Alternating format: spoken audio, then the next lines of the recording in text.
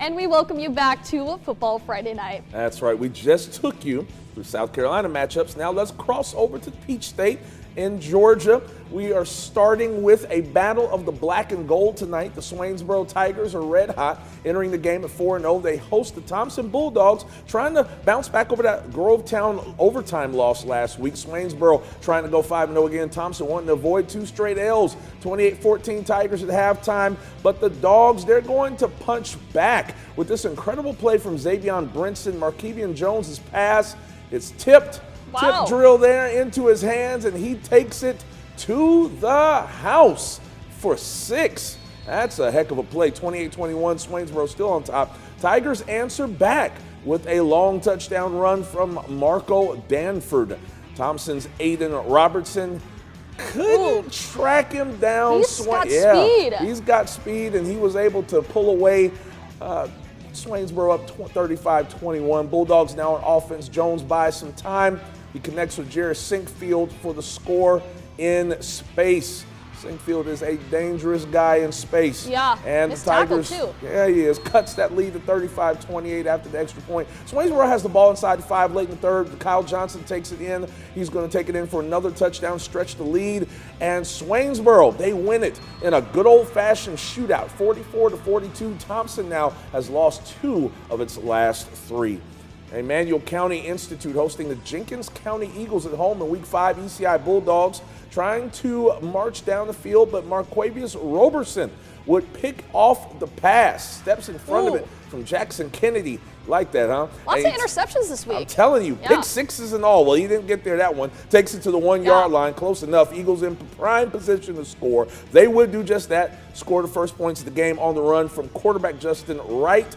The extra point puts the Eagles up 7-0 in the first. Now, let's see what happens as a response.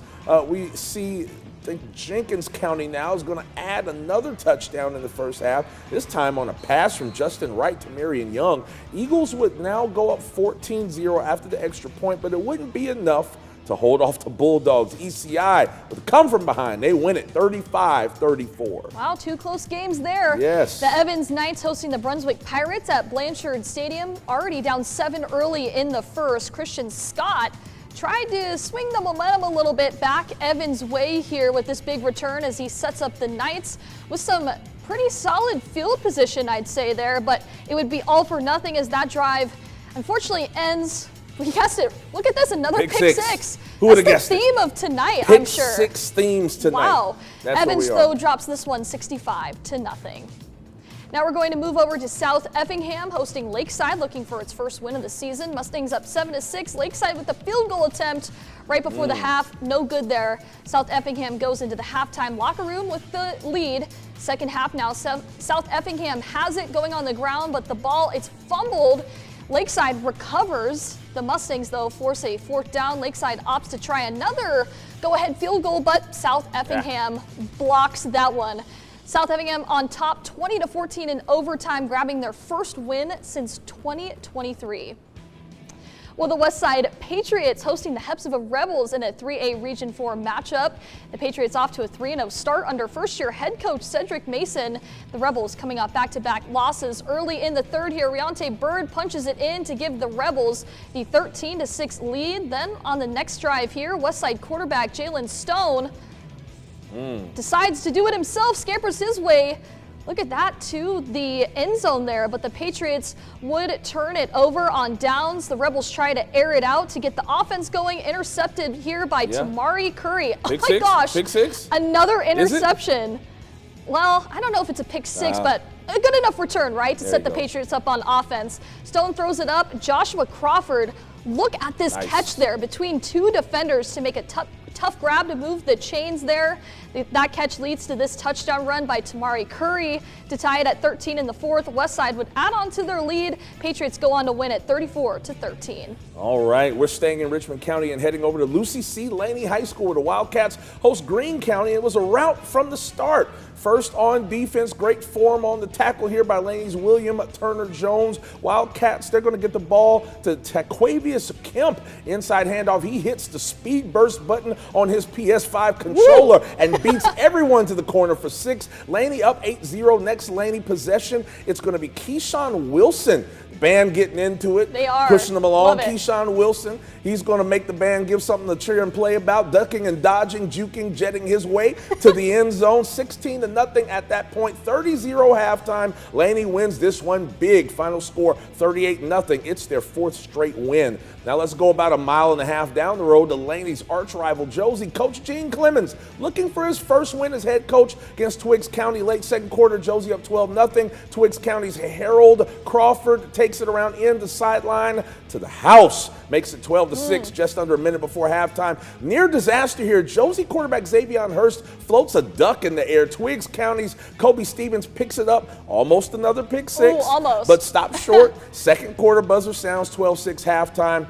Band playing there. Gotta love those bands in Richmond County. Josey comes out defensively in the third quarter. Jeremiah Watts, he steps in front of that pass and takes it to the house to make it 20-6. And get this, Josey wins it 38-14, snaps a 23-game losing streak dating back to August 2023. Largest margin of victory against a non-region opponent since 2011. Great win there. ARC Musketeers hosting Howard. Cheerleaders fired up. Halftime score 26-0 ARC. Howard Huskies get on the scoreboard. Quarterback Xavion Chaser hands off to Jaden Greer for the touchdown to make it 26-7. But then get this, ARC comes back on the kickoff return by number 12, Lothan McBride. Look at this. Yeah. This could be a top 5 play nominee right here. He takes it all the way. That is a long punt return there. Make it 33-6. They grab their first win on the season, 43-19.